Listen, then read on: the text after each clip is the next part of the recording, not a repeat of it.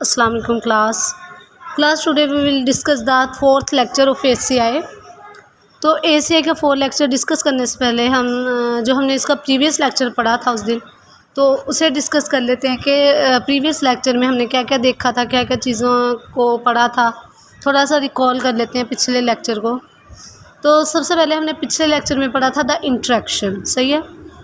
तो what is interaction? Interaction क्या है? It is the communication between the user and the computer. Interaction क्या था कि ये एक कम्युनिकेशन था between the user and the computer और यूज़र के दरमियान एक कम्युनिकेशन, एक लिंक, एक एसोसिएशन को हम इंट्रैक्शन बोलते हैं। How the human user uses the computer as a tool to perform, simplify और support a task. In order to do this the user must communicate his requirements to the computer. तो ये question वहाँ पे हुआ था कि किस तरह से एक यूज़र जो है वो कंप्यूटर को एज अ टूल यूज़ करेगा किसी भी टास्क को परफॉर्म करने के लिए। तो इस मकसद के लिए यूज़र को अपनी जो रिक्वायरमेंट्स होती हैं वो मस्ट कम्युनिकेट करनी पड़ती हैं किसके साथ? कंप्यूटर के साथ। तो there are the number of ways in which the user can communicate with the system. तो हमारे पास नंबर ऑफ़ वेज थे जिसमें यूज़र और कंप्यूटर के साथ कम्युनिकेट कर सकता था। हमने उसमें से 2 को डिस्कस किया था। First one is a batch input and the second one is highly interactive input devices paradigms. सही है। तो फर्स्ट जो हमारे पास वे था, तरीका था, वो था इस बैच इनपुट। तो इसमें ये था कि in which the user provides all the information to the computer at once. सही है। इसमें जो यूज़र है वो अपनी तमाम इंफॉर्मेशन जो इसके पास होती है, ऑल इंफॉर्मेशन वो कंप्यूटर को देता है, एक ही दफ़ा में देता है। And leaves the machine to perform the task. सही है। और क्या कर देता है कि मशीन को छोड़ देता है टास्क परफॉर्म करने के लिए। This approach does involve N interaction between the user and the computer but does not support many tasks. The second approach are highly interactive input devices paradigms and the application of the virtual reality. Here the user is constantly providing instruction and the receiving the feedback. First approach में ये होता है कि user जो है वो अपनी आल information एक ही दफ़ा में कंप्यूटर को देता है और कंप्यूटर अपना टास्क परफॉर्म करता चला जाता है। लेकिन सेकंड अप्रोच में ये होता है कि यहाँ पर यूज़र जो होता है वो कॉन्स्टेंटली इंस्ट्रक्शन, अपनी इंफॉर्मेशन प्रोवाइड करता है कंप्यूटर को और देन साथ साथ रिसीव करता रहता है किस चीज़ को? फीडबैक को। सही है। तो some terms of the interaction, हमारे पास कुछ इसकी टर्म आई थी इंट्रैक्शन की। तो terms of interaction are as follow: domain, goal, task और एक्शन। तो उसकी 3 टर्म्स थी: डोमेन, गोल, टास्क और action. Domain, what is a domain? सबसे पहले हमने डिस्कस किया था डोमेन को। तो domain is defined as the area of the work under the study. Domain एक एरिया ऑफ द वर्क है किसके अंडर? स्टडी के under. Domain is defined as area of the work under the study. सही है। तो examples थी उसकी हमने देखी फिर डोमेन की। Examples of domain are the graphic design, authoring and process control in a factory. A domain consist of the concept that highlights it's important aspects. सही है। डोमेन जो होता है वो कंसेप्ट इसके कुछ कंसेप्ट्स होते हैं जो कि इसके इम्पोर्टेंट एस्पेक्ट्स को हाईलाइट्स करता है। इन अ ग्राफिक डिज़ाइन में domain some of the important concept are the geometric shapes, are drawing surface and the drawing utensil. सही है। तो नेक्स्ट हमने इसकी टर्म को डिस्कस किया था, वो था goal. Goal is defined as what you want to achieve. सही है। कि हम क्या अचीव करना चाहते हैं। गोल हमारा ये होता है, जैसा कि ACI का गोल ये था कि हम एक इस तरह का डिज़ाइन बनाएं। हम उसमें ये अचीव करना चाहते थे कि हम एक ऐसा डिज़ाइन बनाएं जो कि सेफ़ हो, इजी टू यूज़ हो, फ्रेंडली हो। सही है। इस तरह का। तो गोल ये होता है कि goal is defined as what you want to achieve. Goal and मतलब हम ये भी कह सकते हैं कि goal is a desired output from a performed task. सही है। एग्जाम्पल ऑफ द गोल थी, हमने देखे था कि एक solid red triangle centered on the canvas. सही है।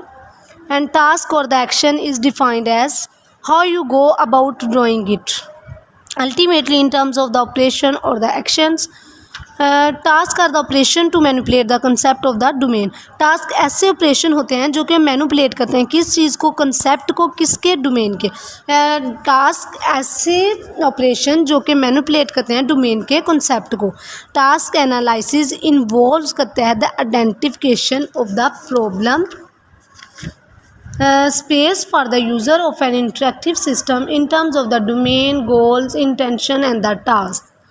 एंड देन हमारे पास उसकी एग्जांपल्स आई थी टास्क की एग्जांपल में हमने ये देखा था कि select fill tool, click over triangle, सही है। तो नेक्स्ट हमारे पास उसकी स्लाइड में हमारे पास आया था कि मॉडल्स ऑफ द इंटरेक्शन को हमने डिस्कस किया था। Model of the interaction help us to understand complex behaviour and the complex system. तो हमने उस दिन देखा था कि उस प्रीवियस लेक्चर में हमने ये नोट किया था कि जो मॉडल्स ऑफ द इंटरेक्शन होते हैं ना, वो हमें किस चीज़ में हेल्प करते हैं, क्या चीज़ को, किस चीज़ को अंडरस्टैंड करने के लिए, कॉम्प्लेक्स बिहेवियर को एंड कॉम्प्लेक्स सिस्टम को, सही है।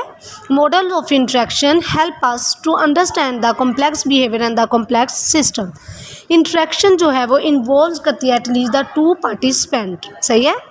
इंटरेक्शन में क्या होता है कि इंटरेक्शन, क्योंकि ये कम्युनिकेशन है between the user and the computer, तो ये कितने पार्टिसिपेंट को इन्वॉल्व करिए, टू, कौन कौन से, user and the computer. The user and the system both are the complex and the very different from each other. ये दोनों जो हैं वो बहुत ज़्यादा कॉम्प्लेक्स होते हैं and very different from each other, सही है। The use of the models of interaction can help us to understand exactly what is going on in the interaction। तो हमने उस दिन ये भी देखा था कि जो मॉडल्स ऑफ द इंटरेक्शन होते हैं ना, वो हमें किस चीज़ में हेल्प करते हैं, इस चीज़ में हमें हेल्प करते हैं कि हम अंडरस्टैंड करें कि what is exactly going on in the interaction, के इंटरेक्शन में एग्जैक्टली क्या होने जा रहा है, सही है। मॉडल ऑफ इंटरेक्शन हमें इस चीज़ में हेल्प करते हैं कि हम इस बात को जान सकें, इस बात को समझ सकें कि इंटरेक्शन में what is exactly going on, क्या एग्जैक्टली होने जा रहा है। They also provide us with the framework to compare different interaction style and to consider the interaction problem. जो मॉडल ऑफ इंटरेक्शन है, हमने उस दिन पढ़ा था कि जो मॉडल ऑफ द इंटरेक्शन होते हैं वो हमें एक फ्रेमवर्क मुहैया करते हैं, सही है। एक ऐसा फ्रेमवर्क जिसको हम कंपेयर कर सकें, जिसको हम यूज़ कर सकें कंपेयर करने के लिए डिफरेंट इंटरेक्शन स्टाइल्स को, सही है। इन मॉडल ऑफ द इंटरेक्शन जो होते हैं वो हमें इस बात में हेल्प करते हैं कि हम एक ऐसा फ्रेमवर्क हमें प्रोवाइड करते हैं कि हम जहाँ पर हम डिफरेंट इंटरेक्शन स्टाइल्स को कंपेयर कर सकें and to consider the interaction problem, और कुछ इंटरेक्शन प्रॉब्लम को कंसीडर कर सकें कि इंटरेक्शन प्रॉब्लम के कौन कौन से जो होते हैं वो प्रॉब्लम कौन कौन से इंटरेक्शन के, सही है। तो हमने इसके मॉडल में सबसे पहले हमने स्टार्ट किससे किया था, एग्जीक्यूशन एवेल्यूएशन साइकिल से। तो ये एग्जीक्यूशन एवेल्यूएशन साइकिल किसने हमें प्रोवाइड किया था, ये किसका साइकिल था, नॉर्मन्स का, सही है।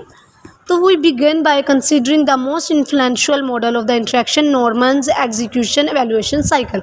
तो हम सबसे पहले किससे स्टार्ट करेंगे कि जो बहुत ज़्यादा इन्फ्लुएंशियल मॉडल है ऑफ द इंटरेक्शन का, वो Normans execution evaluation cycle, Norman का एग्जीक्यूशन एवेल्यूएशन साइकिल, सही है। Execution evaluation cycles describe the interaction in terms of the goals and the action of the user. जो एग्जीक्यूशन एवेल्यूएशन साइकिल है वो हमें क्या डिस्क्राइब करता है, इंटरेक्शन को किस टर्म में, गोल्स और action of the user, user के एक्शन और गोल के टर्म में ये हमें इंटरेक्शन को डिफ़ाइन करता है, सही है।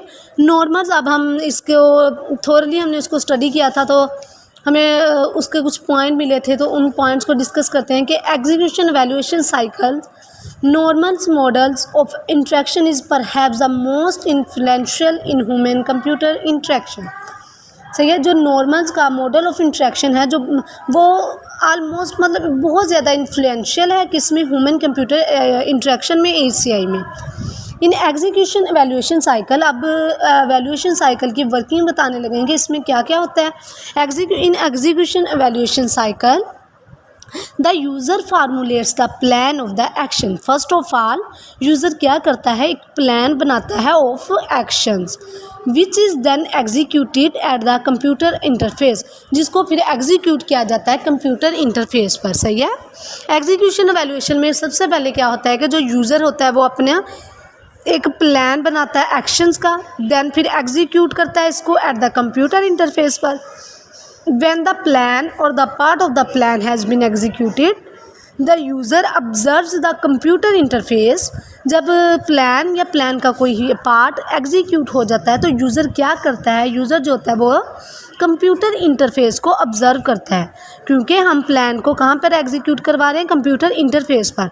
तो जब ये हमारा प्लान, हमारा एक्शन एग्जीक्यूट हो जाता है तो जो यूज़र होता है वो ऑब्ज़र्व करता है कंप्यूटर इंटरफेस को, क्या करने के लिए, to evaluate the result of the executed plan, executed plan के रिज़ल्ट को एवेलुएट करने के लिए, and to determine the further action, और मज़ीद कुछ एक्शन को डिटरमाइन करने के लिए इसको ऑब्ज़र्व करता है, किसको, कंप्यूटर इंटरफेस को। ठीक है। The interactive cycle can be divided into the two major phases. जो इंटरेक्टिव साइकिल है, एग्जीक्यूशन इवैल्यूएशन साइकिल है, इसको हम दो फेजेस में, हमने उस दिन पढ़ा था कि इसको हम दो फेजेस में तकसीम कर सकते हैं। वो कौन कौन से होते हैं, एग्जीक्यूशन एंड इवैल्यूएशन। फिर देन एग्जीक्यूशन और इवैल्यूएशन जो है, these can be then be subdivided into further stages. फिर हम इनको फर्दर स्टेजेस में डिवाइड कर सकते हैं। सही है।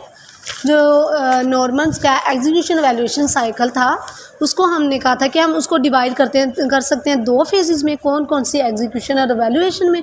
और देन फिर हम एग्जीक्यूशन और इवैल्यूएशन को फर्दर स्टेजेस में डिवाइड कर सकते हैं। तो वो कौन सी स्टेजेस थी, हम उनको पढ़ लेते हैं अब। The stages in Norman's models of the interaction are as follow. First stage is establishing the goal. सबसे पहली स्टेज ये थी कि हमने इस्टेब्लिश करना है किस चीज़ को, गोल को। ठीक है। सबसे पहले क्या होना है कि हमने इस्टेब्लिश करना था गोल को। देन फॉर्मिंग द इंटेंशन, फिर हमने इंटेंशन फॉर्मिंग करनी थी। Third stage is specifying the action sequence, specify करना किस चीज़ को, एक्शन सीक्वेंस को। Then execution the action sequence को स्पेसिफाई करने के बाद हमने क्या, फोर्थ स्टेज में हमने क्या करना है, एग्जीक्यूट करना था अपने एक्शन को। एग्जीक्यूट करने के बाद परसीव करना है द सिस्टम स्टेट को। सही है, perceiving the system state.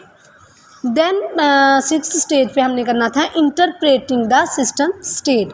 Perceive करने के बाद उसको हमने क्या करना है, इंटरप्रेट करना सिस्टम स्टेट को। Then last and seventh stage of the execution evaluation cycle, evaluating the system state with respect to the goal and the intention। सही है। तो ये थी एग्जीक्यूशन एवेल्यूएशन साइकिल की 7 स्टेजेस। सही है। सबसे पहले हमने इस्टेब्लिश किया था गोल को, then forming the intention, then specifying the action sequence, then executing the action, perceiving the system state. सही है। Interpreting the system state, evaluating the state with respect to the goals and the intention. Then फिर हमें उसने बताया था Norman's ने कि each stage is of course an activity of the user. सही है। जो हर स्टेज है ना वो इसकी एग्जीक्यूशन एवेल्यूएशन की, तो नॉर्मल ने हमें बताया था कि ये एक्टिविटी है यूज़र की। सही है। Norman uses a simple example of the switching on a light to illustrate this cycle. Norman ने इस साइकिल को इलस्ट्रेट करने के लिए एक सिंपल एग्जांपल यूज़ की थी, वो कौन सी थी, switching on a light. Then Norman uses this model of the interaction to demonstrate why some interfaces cause problems to their users। ठीक है। तो नॉर्मन ने इस मॉडल को यूज़ किया था क्या बताने के लिए, क्या डिस्क्राइब करने के लिए कि क्यों कुछ इंटरफेसेस अपने यूज़र्स के लिए प्रॉब्लम का सबब बनते हैं। He describes these in terms of the gulf of the execution and gulf of the execution and the gulf of the evaluation. ठीक है। फिर हमने डायग्राम्स को डिस्कस किया था। डायग्राम्स को डिस्कस करने के बाद सबसे पहले डायग्राम में ये था कि सबसे पहले ये हो रहा था कि वैल्यू इस्टेब्लिशिंग द गोल,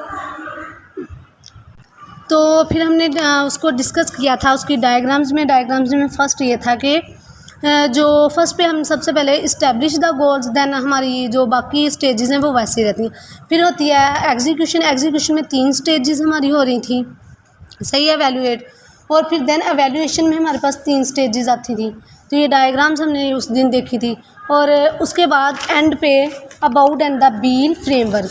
तो Abowd and the Beale framework जो है वो हमारे पास एक्सटेंशन है ऑफ द नॉर्मन्स साइकिल के, जो नॉर्मल साइकिल की थी एक्सटेंशन, नॉर्मल साइकिल के एक्सटेंशन को हमने एक फ्रेमवर्क का नाम दिया था जो कि था Abowd and the Beale framework. ठीक है, तो देन फिर हमने ये कहा था कि ये जो फ्रेमवर्क होता है इसमें हर has its own language and the process interaction translation between the languages, problem in the interaction is equal to the problem in translation. हमने ये देखा था कि जो प्रॉब्लम होते हैं इंट्रैक्शन में वो किसके इक्वल होते हैं, problem in translation. The input language is translated into the code. ठीक है, the interaction framework attempts the most realistic description of the interaction by including the system explicitly and breaks it into the 4 main components. हमने ये देखा था कि इसके 4 main components हैं। कौन कौन से, इनपुट, आउटपुट, यूज़र, टास्क। ठीक है, तो ये जो Abowd and the Beale framework है वो किसकी एक्सटेंशन है, नॉर्मन्स के साइकिल की। तो ये तो था हमारा 3rd लेक्चर, हमने जो उस दिन डिस्कस किया था। सही है, तो अब हम डिस्कस करेंगे किस चीज़ को आज के। अब हम अपने 4th लेक्चर की तरफ चलते हैं जो कि है इंट्रैक्शन। 4th लेक्चर हमारा है ACI का इंट्रैक्शन। सही है, तो उसके स्लाइड नंबर 2 पे आते हैं। स्लाइड नंबर 2 पे है सबसे पहले हमारे पास इर्गोनॉमिक्स। इर्गोनॉमिक्स इसको हम आज डिस्कस करेंगे कि व्हाट इज़ इर्गोनॉमिक्स। सही है, ergonomics is also called the human factors. Ergonomics को हम ह्यूमन फैक्टर्स भी बोलते हैं। ठीक है, ergonomics is the study of the physical characteristics of the interaction. सही है, इर्गोनॉमिक्स और human factor is the study of the physical characteristics of the interaction. जो इर्गोनॉमिक्स होती है हमारे पास, ये स्टडी है किस चीज़ की, फिजिकल कैरेक्टरिस्टिक्स, इंट्रैक्शन की फिजिकल कैरेक्टरिस्टिक्स की स्टडी को हम इर्गोनॉमिक्स बोलते हैं। सही है, इंट्रैक्शन की फिजिकल कैरेक्टरिस्टिक्स की स्टडी को हम इर्गोनॉमिक्स बोलते हैं। How the controls are the designed. Second point इसका है कि how the controls are designed. Controls को किस तरह डिज़ाइन किया जाता है। The physical environment in which the interaction take place. Physical environment जिसमें इंट्रैक्शन टेक प्लेस होता है। The layout and the physical qualities of the screen. Screen की फिजिकल क्वालिटीज़ या लेआउट। सही है, फिजिकल क्वालिटीज़ और of the screen and the layout of the screen. Ergonomics good at defining standards. Ergonomics के advantage या मतलब हम कह लें कि इर्गोनॉमिक्स किस में गुड होती है, at defining standards and guidelines for constraining the way we design certain aspect of the system.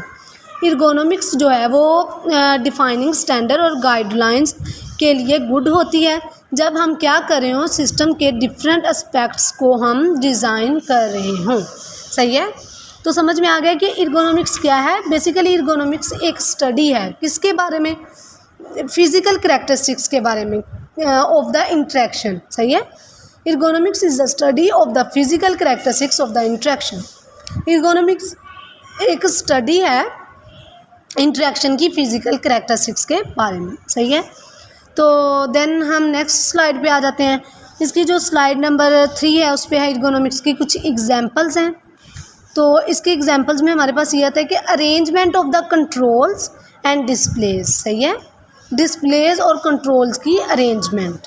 Surrounding the environment. Second example is surrounding environment. Third example is health issues. Fourth example is use of colour. सही है, ergonomics की 4 examples हैं हमारे पास। Arrangement of the controls and the displays, इसको हम देख लेते हैं किस तरह से। फॉर एग्जांपल कंट्रोल करना ग्रुप को अकॉर्डिंग टू द फंक्शन और the frequency of the use और द सिक्वेंशली। सही है, अरेंजमेंट ऑफ द कंट्रोल्स में हमारे पास क्या है कि जैसा कि हम अपने कंट्रोल्स करना ग्रुप्ड को अकॉर्डिंग टू द फंक्शन के मुताबिक या फ्रीक्वेंसी के मुताबिक और सिक्वेंशली। सही है, surrounding environment. For example seating arrangement, एक adaptable to cope with all sizes of the users.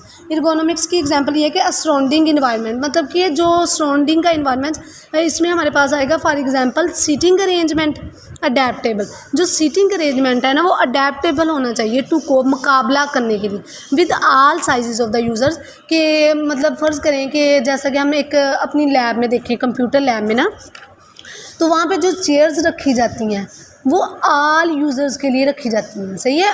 उनमें एक फंक्शन होता है, आप उन्हें ऊपर भी कर सकते हैं, कुछ जिनका कद छोटा होता है वो उसको ऊपर कर लें, जो थोड़े लंबे कद के हैं वो अपनी चेयर को नीचे थोड़ा कर सकते हैं ताकि वो कंप्यूटर पे इजीली काम कर सकें।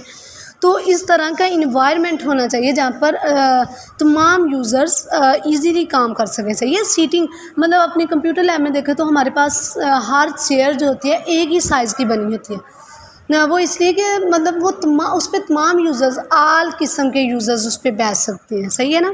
इस तरह के health issue for example physical position, environmental condition. Health issue में क्या क्या आएगा, physical position, environmental condition. Environment condition मतलब temperature, humidity, lighting, noise. Health issue में ये आएगा कि बहुत ज़्यादा लाइट होगी तो हमें मतलब हमारी हेल्थ को अफेक्ट करेगी, बहुत ज़्यादा नॉइज़ होगा तो हमारे हेल्थ को अफेक्ट करेगा। And then use of the colour, और फिर यूज़ किस चीज़ का, कलर का, सही है। तो नेक्स्ट हमारे पास आया इंट्रैक्शन स्टाइल। इंट्रैक्शन स्टाइल क्या है, पहले तो हमने इंट्रैक्शन को पढ़ा है, सही है। इंट्रैक्शन बेसिकली क्या है कि ये एक कम्युनिकेशन होता है, एक लिंक होता है, एक एसोसिएशन है between the user and the computer. अब हमने देखना है कि इंट्रैक्शन स्टाइल क्या है। It is the communication between the computer and the user, सही है। इंट्रैक्शन स्टाइल वही होता है कि कोई भी ताल्लुक, कोई भी लिंक कंप्यूटर और यूज़र के दरमियान, सही है। तो अब हमारे पास एक ग्राफ बनाया गया है हमारे सामने, वो industrial interfaces, office interfaces versus industrial interfaces, सही है। ऑफिस जो इंटरफेस है ना उसका हम मुकाबला करेंगे किसके साथ ना, उसके साथ इंडस्ट्रियल इंटरफेसिस के साथ, ठीक है। तो कॉन्टेक्स्ट मैटर्स, उसमें हमारे पास पॉइंट एक आएगा, office industrial, type of the data, textual, numeric, ठीक है। देन हमारे पास आएगा रेट ऑफ द चेंज। ये देखें कॉन्टेक्स्ट मैटर्स, ऑफिस और इंडस्ट्रियल, ऑफिस और इंडस्ट्रियल का ग्राफ बनाया। ऑफिस में जो टाइप ऑफ द डाटा है ना वो है टेक्सचुअल, और इंडस्ट्रियल में जो है वो न्यूमेरिक, सही है। देन हमारे पास उसका रेट ऑफ द चेंज, जो ऑफिस में है वो स्लो है, इंडस्ट्री में है वो फास्ट है। इन्वायरमेंट, ऑफिस में जो होता है वो क्लीन होता है और इंडस्ट्री में डर्टी होता है। और कॉन्टेक्स्ट, ऑफिस में जो सही है इन्वायरमेंट होता है वो क्लीन होता है और जो इंडस्ट्रियल में होता है वो डर्टी होता है, सही है। देन हमारे पास common interaction style, slide number 6 of lecture number 4। तो कॉमन इंट्रैक्शन स्टाइल में हमारे पास कौन कौन से स्टाइल है। Interaction can be seen as a dialogue, इसको अब हम पढ़ के देख लेते हैं कि कॉमन इंट्रैक्शन स्टाइल क्या होते हैं। तो interaction can be seen as a dialogue between the computer and the user, तो यहाँ पे बताया जा रहा है कि जो इंट्रैक्शन होता है ना उसको हम एक डायलॉग के तौर पर भी देख सकते हैं between the computer and the user, सही है। The choice of the interface style की जो चॉइस होती है can have a profound effect on the nature of the dialogue. जो इंटरफेस का स्टाइल है हमने उसको चूज़ करना है, वो जो चॉइस होती है ना, यहाँ पे हमें बताया जा रहा है कि वो जो इंट्रैक्शन है उसकी नेचर पर बहुत ज़्यादा इफ़ेक्ट कर सकता है, सही है। इसलिए हमें जो इंटरफेस का स्टाइल होता है वो हमें बहुत ध्यान से उसको चूज़ करना होता है जब हम किसी भी उसको डिज़ाइन को डेवलप करते हैं, किसी भी सिस्टम को डेवलप कर रहे होते हैं।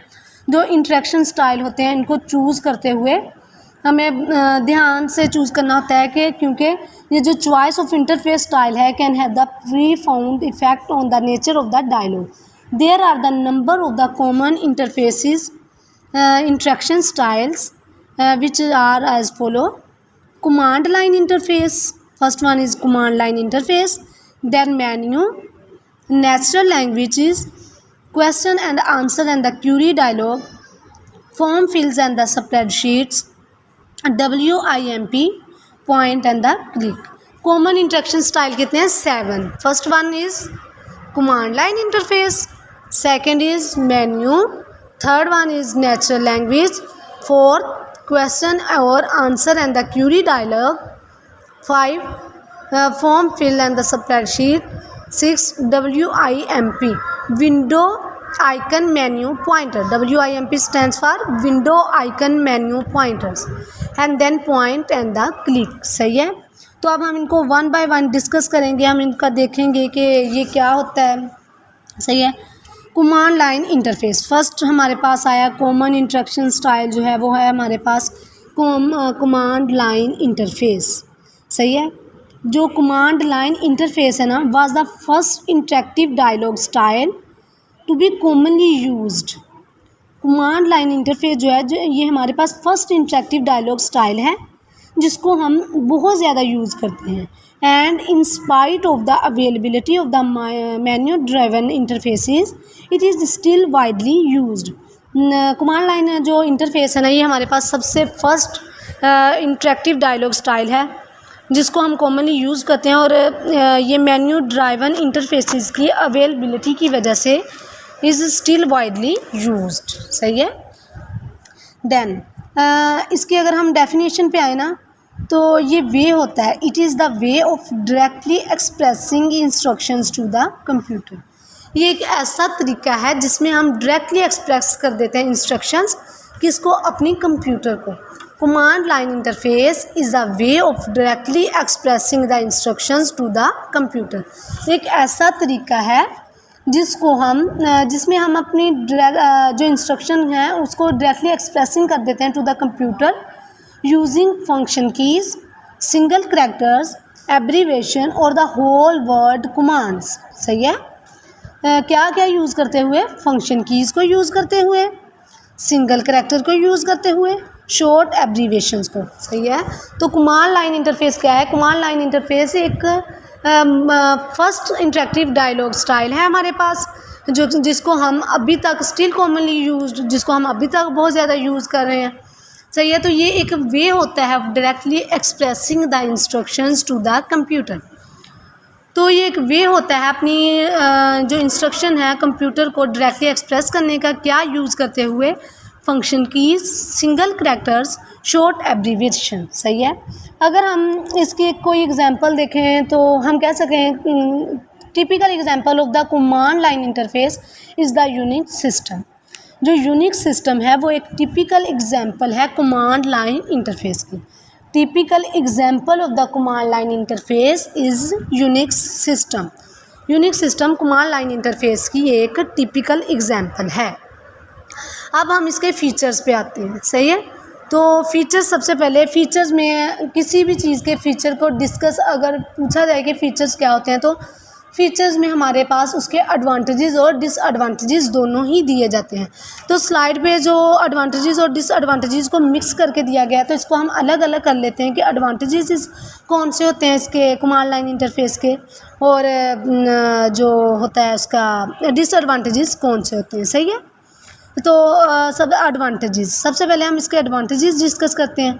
तो एडवांटेजेस जो होते हैं ना वो ये है कि command line interface is suitable for repetitive task. जो कमांड लाइन इंटरफेस होते हैं वो किसके लिए सूटेबल होते हैं? For the repetitive task. ये कमांड लाइन इंटरफेस का एक एडवांटेज है कि ये रिपीटिव टास्क के लिए सूटेबल होते हैं। Better for the expert users than the novices. ठीक है, ये बेटर होते हैं वो command line interface is better for the expert users than the novices. तो जो कमांड लाइन इंटरफेस होता है वो एक्सपर्ट जो यूज़र्स होते हैं ना उनके लिए बहुत ज़्यादा मतलब बेहतर होता है कि अगर इनका मुकाबला करें नोविसेस के साथ। नोविसेस वो होते हैं, यूज़र्स होते हैं जो नए यूज़र्स हो, नए यूज़र्स को हम नोविसेस कहते हैं। सही है, तो इसका एक एडवांटेज तो ये है कि ये सूटेबल होता है for the repetitive task. Second इसका एडवांटेज ये कि ये better for the expert users than the novices. सही है, offers direct access to the system functionality. ये ऑफर्स करता है direct access to the system functionality. Command line interface जो होता है वो हमारे पास ये एडवांटेज हमें बेनिफिट देता है कि ये हमें ऑफ़र करता है कि डायरेक्ट एक्सेस, हम सिस्टम फंक्शनैलिटी को एक डायरेक्ट एक्सेस कर सकते हैं। सही है, command names abbreviation should be meaningful. तो कमांड लाइन इंटरफेस में जो कमांड नेम है उसकी एब्रीवेशन है वो क्या होनी चाहिए, शुड बी मीनिंगफुल। सही है। तो ये तो थे इसके कुछ एडवांटेजेस। 4 एडवांटेजेस थे इसके। सूटेबल हैं फॉर रिपीटिव टास्क, बेटर है for the expert user than the novices, offers direct access to the system functionalities, command names abbreviation should be meaningful. Command line interface में जो कमांड नेम्स है abbreviation है वो should भी क्या होने चाहिए, मीनिंगफुल होने चाहिए। तो स्लाइड पे इसके जस्ट डिसएडवांटेजेस दिए गए हैं, डिसएडवांटेजेस नहीं है तो हम इसके कुछ डिसएडवांटेजेस डिस्कस कर लेते हैं। कि जो कमांड लाइन इंटरफेस होता है वो for someone who has never used the command line interface it can be very confusing. Command line interface जो होता है उस यूज़र के लिए जिसने इसको कभी यूज़ नहीं किया होता बहुत ज़्यादा कंफ्यूजिंग हो सकता है। सही है, उसके लिए बहुत ज़्यादा कन्फ्यूजन क्रिएट कर सकता है। कमांड लाइन इंटरफेस इसका ये फर्स्ट एडवांटेज था। तो हम अब सेकंड को देख लेते हैं इसके डिसएडवांटेज में कि it requires the user to learn the complex commands और the language. Command line interface में क्या होता है कि जैसे कि नाम से हमें पता चल रहा है कि कमांड्स, तो इसमें कमांड लाइन इंटरफेस जो है इसमें ये रिक्वायर करता है कि जो यूज़र होता है ना वो कॉम्प्लेक्स कमांड और लैंग्वेज को सीखे। कमांड लाइन इंटरफेस को यूज़ करने के लिए यूज़र को कॉम्प्लेक्स कमांड को याद रखना पड़ता है, एक स्पेशल लैंग्वेज को सीखना पड़ता है। तो ये इसके डिसएडवांटेज में आ जाता है। सही है। हिडन फीचर्स, इसमें कुछ हिडन फीचर्स होते हैं। That is if the command is unknown we can not make the use of that feature. सही है। इसमें ही कुछ हिडन फीचर्स होते हैं। तो अगर कमांड हमें मतलब अगर इस फीचर की हमें कमांड नहीं ना पता है, हम इसके कमांड से अननोन है तो we can not make use of that feature, तो हम इस फीचर को यूज़ नहीं कर सकते। सही है। तो कमांड लाइन इंटरफेस में कुछ ऐसे फीचर्स होते हैं जिनको अगर हमें इसके बारे में कमांड हासिल नहीं है, हम उसके बारे में मतलब हमें नहीं उसकी कमांड याद, तो हम उसको फीचर को यूज़ नहीं कर सकते। तो ये इसका एक डिसएडवांटेज है। सही है। Not very good for the novices users, ये जो नए यूज़र्स होते हैं ना उनके लिए बहुत ज़्यादा अच्छा नहीं है command line interface. If there is a spelling mistake then the command will not respond और द फेल। ठीक है। कमांड लाइन इंटरफेस में क्योंकि हम कमांड्स देते हैं किसी भी टास्क को परफॉर्म करने के लिए, तो अगर इसमें हमारे पास कोई स्पेलिंग मिस्टेक हो जाए तो कमांड जो होती है वो हमें रिस्पॉन्ड नहीं की जाती बल्कि इसको फेल कर दिया जाता है। ठीक है। तो ये हमने इसके डिस्कस किए कुछ एडवांटेजेस और कुछ डिसएडवांटेजेस। हमने उसके फीचर्स डिस्कस किए, फीचर्स में उसके एडवांटेजेस डिसएडवांटेजेस उसकी करैक्टरिस्टिक्स आ जाती हैं। सही है। तो लास्ट पे इसके टिपिकल एग्जांपल जो कि हम पहले भी डिस्कस कर चुके हैं कि typical example of the command line interface is the Unix system. ठीक है। तो अब हम नेक्स्ट स्लाइड पर चलते हैं। Next slide is menu. ये सेकंड हमारा कमांड लाइन इंटरेक्शन स्टाइल है, वो है मेन्यू। ठीक है।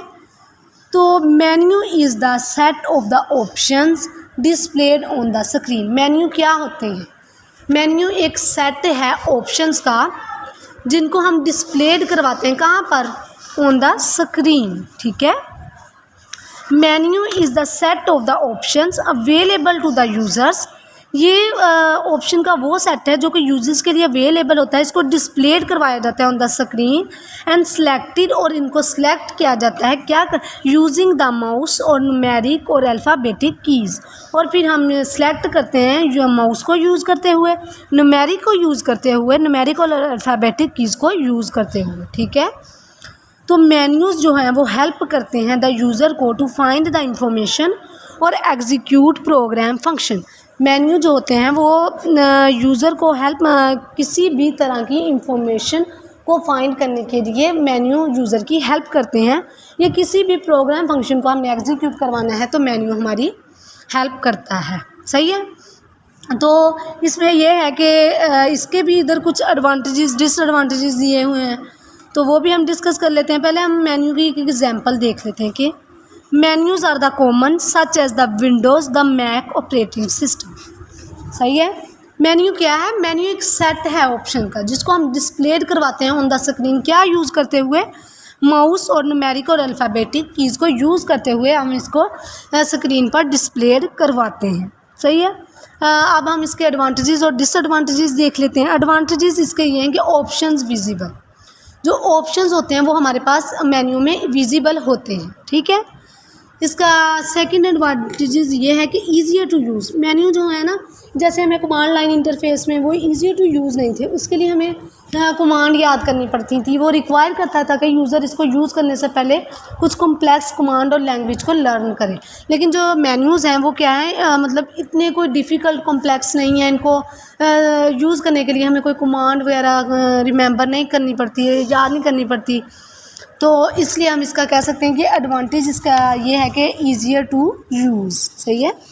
There are number of command, there are no command to learn और रिमेंबर। मेन्यूज़ में ये होता है कि हमारे पास कोई कमांड नहीं होती, जो अभी डिस्कस किया है कि मेन्यू में हमारे पास कोई कमांड नहीं होती कि हम उसको याद करें, उसको याद रखें, उसको सीखें। ठीक है। अलाउज़ द ईजी सपोर्ट, ये अलाउज़ करता है easy support of the error handling. Error handling को, किसी भी एरर को हैंडल करने के लिए ये हमें एक इजी सपोर्ट मुहैया करता है। ठीक है, इसका ये एडवांटेज है। नेक्स्ट एडवांटेज ये है कि शॉर्टन्स लर्निंग कर्व।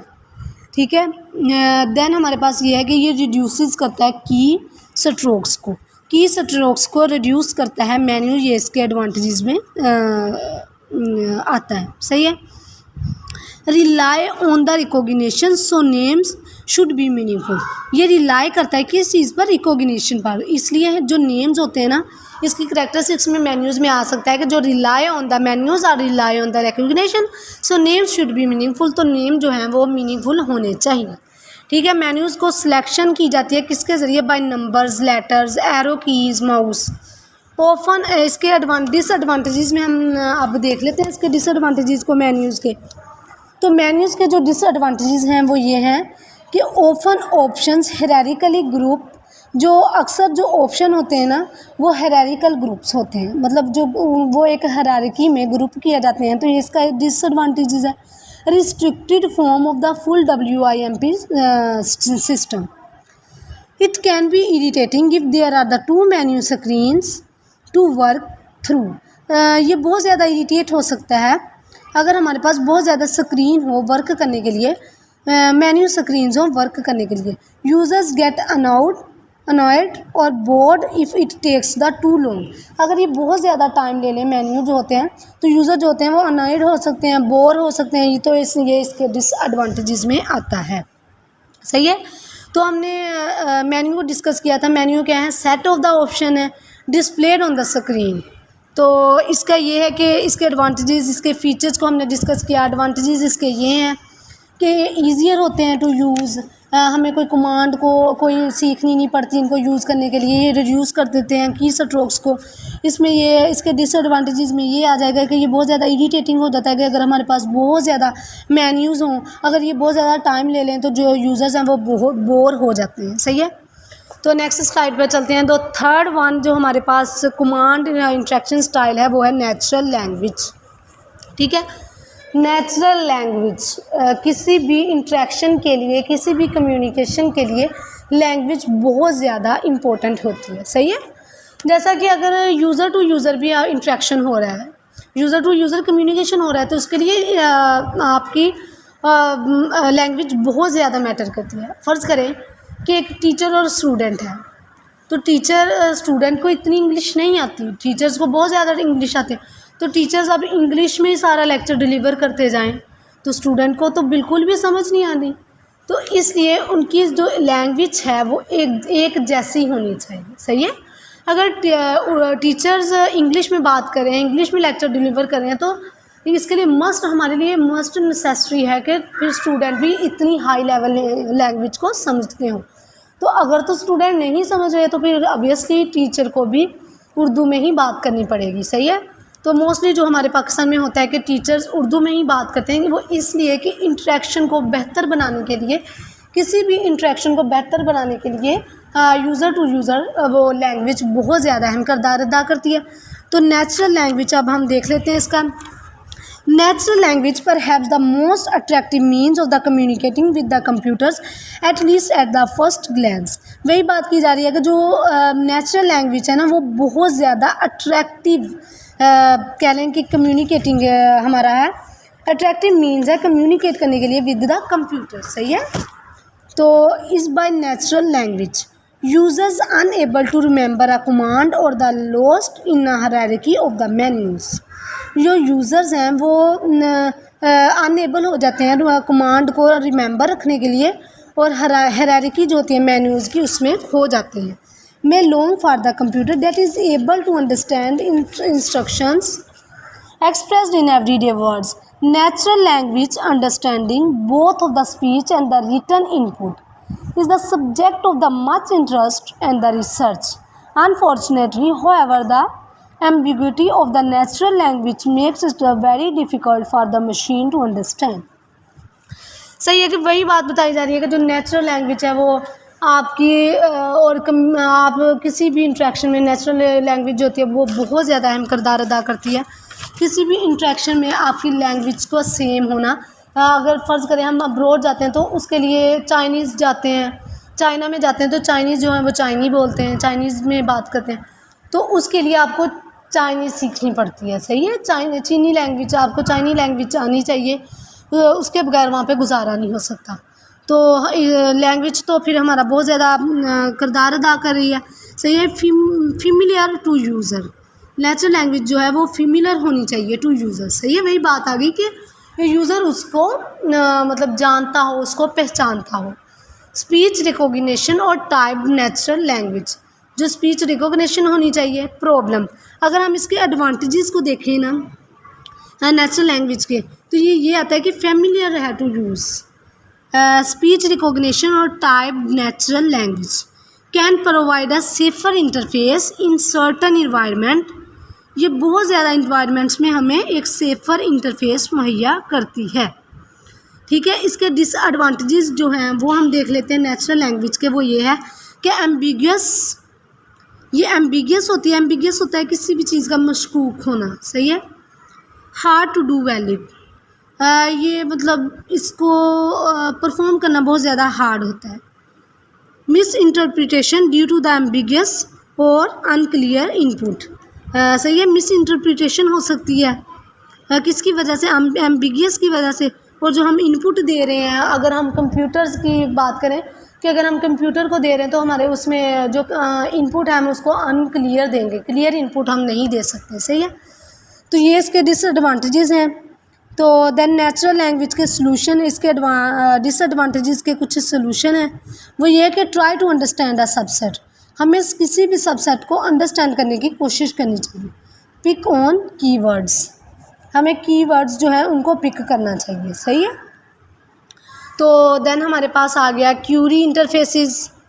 क्यूरी इंटरफेसेस में हमारे पास दो इंटरफेसेस आते हैं, question answer interfaces and the query languages. सही है, तो question first one is question answer interface. Question and answer dialogue is the simple mechanism, ये एक सिंपल मैकेनिज़्म है for providing input to an application in a specific domain. सही है, question answer जो dialogue है ना वो एक ऐसा सिंपल मैकेनिज़्म है जिसमें हम किसी भी एप्लीकेशन को, किसी भी ऑर्गेनाइजेशन को अपनी इनपुट मुहैया करते हैं इन अ स्पेसिफिक डोमेन में। ठीक है, क्वेश्चन आंसर मतलब इंटरफेस वो होता है कि जिसमें आपसे क्वेश्चन पूछे जाते हैं, आप उसका आंसर देते हैं एक स्पेसिफिक डोमेन में, कि मतलब एक स्पेसिफिक टॉपिक पे आपसे क्वेश्चन किए जाते हैं। For example, an example of this would be web questionnaires. जैसा कि इसकी एक एग्जांपल ये है कि वेब क्वेश्चनरेज, ये क्वेश्चनरेज में ये होता है कि आपको एक फॉर्म दे दिया जाता है किसी भी टॉपिक के हवाले से, कि आपसे अब फ़र्ज़ करें कि आपसे किसी भी टॉपिक के हवाले से आपसे क्वेश्चन करने हैं, तो आंसर क्वेश्चन इंटरफेस में ये होगा कि आपको एक फॉर्म बना के दे दिया जाएगा, जैसा कि आपका name, full name, father name, dates, ऐसी चीज़ें। तो आपको एक फ़िक्स क्वेश्चन दे दिया जाता है, तो आप उसको फिल करके देते हैं, आप रिटर्न करते हैं दैट ये होता है क्वेश्चनरी। सही है, तो क्वेश्चन आंसर एक ऐसा सिंपल मैकेनिज़्म है जिसमें आप providing the input to an application in a specific domain. ठीक है, तो इसके कुछ एडवांटेजेस हैं। This interface is easy to use and the learn. सही है, ये जो इंटरफेस है ये बहुत ज़्यादा ईजी होता है इस्तेमाल करना इसको और फिर लर्न करना। Suitable for the novices users, ये सूटेबल होता है, मतलब अगर कोई नया यूज़र भी है ना तो उसके लिए भी सूटेबल ही होता है। सही है, users led through the interaction via series of the question. इसमें ये होता है कि यूज़र जो होते हैं उनको एक सीरीज़ ऑफ द क्वेश्चन दे दी जाती है, सही है, मतलब क्वेश्चन के बहुत ज़्यादा क्वेश्चन दिए जाते हैं, वो इनका आंसर देते हैं। ये सूटेबल होते हैं for the novice users by restricted functionality, लेकिन इनके जो फंक्शनैलिटी होती है वो बहुत ज़्यादा रिस्ट्रिक्टेड होती है। Often used in the information system, ये अक्सर इंफॉर्मेशन सिस्टम में यूज्ड होते हैं। इसके डिसएडवांटेजेस ये हैं कि this interface is limited in the functionality and the power. ये जो इंटरफेस है क्वेश्चन और आंसर, मतलब ये एक स्पेसिफिक होता है, सिलेक्टिव होता है, सब्जेक्टिव होता है कि एक ही टॉपिक पर अगर आप कैसे क्वेश्चन और आंसर किए जा रहे हैं तो आपको एक ही टॉपिक पे आपसे क्वेश्चन किए जाएंगे, सही है। ये लिमिटेड होता है अपने फंक्शंस में। As such they are appropriate for restricted domain, सही है। तो ये इसके डिसएडवांटेजेस में आ जाता है। देन हमारे पास आता है क्यूरी डायलॉग या query languages. Query languages are use to construct the queries to retrieve the information from the database. Query dialog जो हैं, जो या क्यूरी लैंग्वेजेस जो हैं, इनको ये यूज़ होते हैं क्या करने के लिए, क्यूरीज बनाने के लिए। टू क्यूरीज क्यों बनाई जाती हैं, इंफॉर्मेशन को रिट्रीव करने के लिए फ्रॉम द डाटाबेस। डाटाबेस से इंफॉर्मेशन को रिट्रीव करने के लिए हम क्यूरी बनाते हैं, ठीक है। तो इसकी एक एग्जांपल देख लेते हैं कि एक specialized example is the web search engine. Query languages की एक जो एग्जांपल है वो है वेब सर्च इंजन, सही है। ये एक ऐसा मेथड है कि एक ऐसी तकनीक जिसको हम यूज़ करते हैं to construct the queries to retrieve information from the database. इसके डिसएडवांटेजेस में ये आता है कि ये it requires the specific syntax, इसको ये रिक्वायर्स करती है स्पेसिफिक सिंटैक्स को as well as the knowledge of the database structure. ये रिक्वायर करती है कि हम एक स्पेसिफिक सिंटैक्स को सीखें, फिर जो हम जिस डाटाबेस से इंफॉर्मेशन को रिट्रीव करवाना है उसका नॉलेज हमें हो। The effective use of the query language requires the some experience. ये जो अफेक्टिव यूज़ होता है ना इसका क्यूरी लैंग्वेजेस का, वो हमें रिक्वायर करता है कि हम कुछ एक्सपर्ट, मतलब इसको एक्सपर्ट यूज़र या मतलब हमारे पास इसको यूज़ करने के लिए कुछ एक्सपीरियंस होना चाहिए, सही है। तो ये था। फिर हमारे पास आ गया form fill and form fill, सही है। तो फॉर्म फिल में ये आएगा कि form fill interfaces are used primarily for the data entry but can also be useful in the data retrieval application, सही है। ये सबसे पहले बुनियादी तौर पर फॉर्म फिल जो हैं वो क्या किस लिए यूज़ होते हैं, डाटा एंट्री के लिए।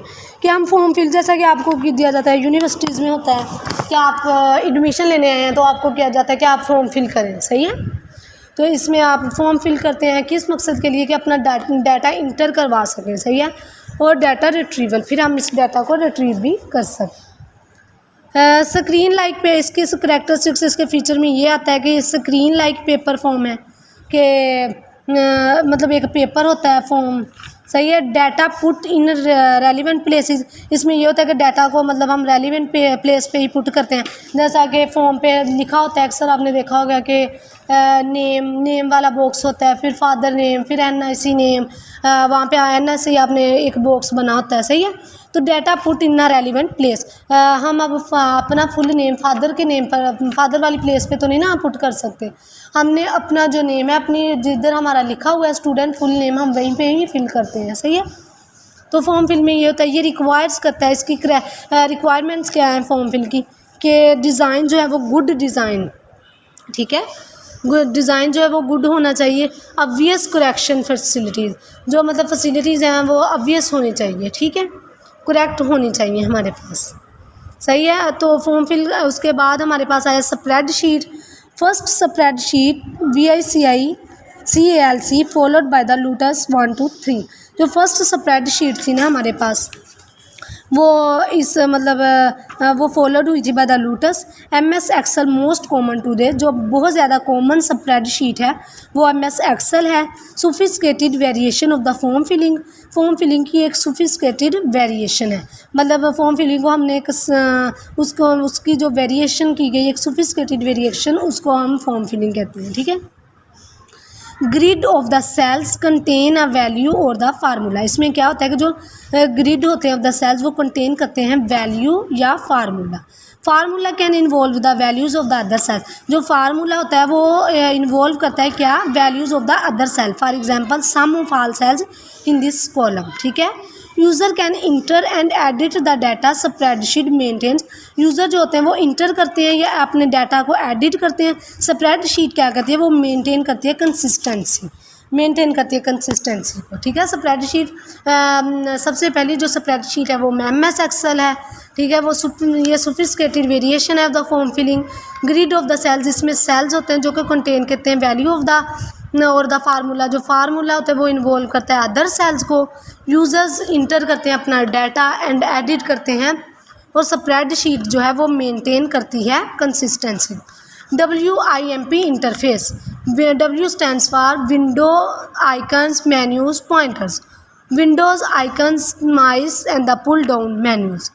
Default style for majority of the interactive computer system, specially ये डिफ़ॉल्ट स्टाइल है for majority interactive computer system के लिए, जैसा कि specially PCs and the desktop machines है। ये WIMP स्टैंड्स फॉर क्या होता है हमारे पास, विंडोज़ आइकन्स मेन्यूज़ पॉइंटर। इसको हम नेक्स्ट लेक्चर में फर्दर इसके एक्सप्लेनेशन को भी देखेंगे, सही है।